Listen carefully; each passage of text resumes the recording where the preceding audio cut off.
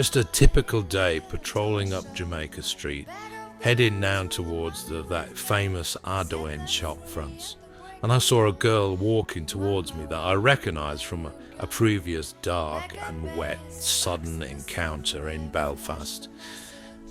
She was a popular and regular visitor at a depressing concrete outpost of the British Empire on the Crumlin Road.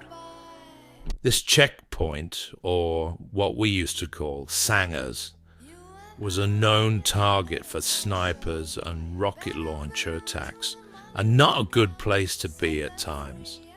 However, it was a magnet for sangerbangers, the girls who loved to fuck soldiers on duty. This girl even had a handbag emblazoned with the cap badges of the regiments whose members she had blown over the course of the tour. As she got close to me, I smiled at her because she was the bravest thing I'd seen that day. And she says, "All right there, soldier boy. You want me to play with your rifle?" As I turned round when I couldn't even say yes, a man my father's age at least lurched into me right in my face. He says, "Why don't you fuck off? You're your own fucking home, you back in time fucking bastard, you." So usually part of me wanted to grab him by the collar and say, "Listen to you prehistoric, whiskey breath Fenian. Fuck off before I shoot you in the face." But I didn't say that. I pushed him away and I walked on.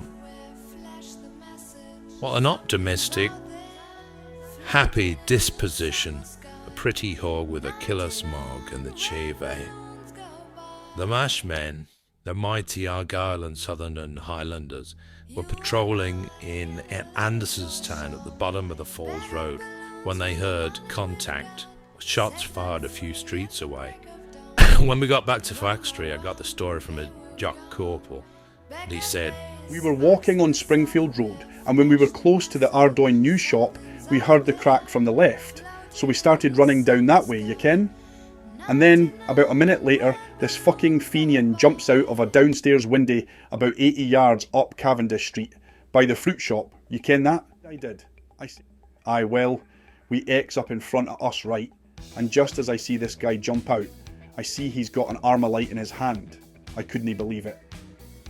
What a fucking target. But except he's so far away, and the streets there are right narrow, you ken.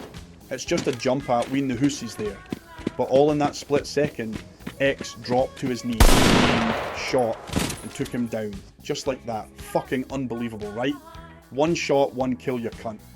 A bit later, this jock was killed, and so were three of his mates in North Belfast. The jocks had it so bad they lost their sense of humour.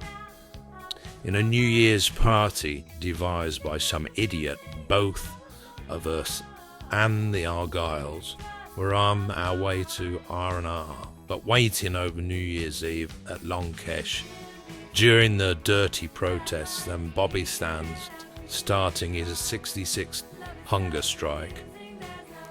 Everyone was pissed and dancing with the girls they brought in on the passion wagons from Belfast when the DJ played Queen's "Another One Bites the Dust."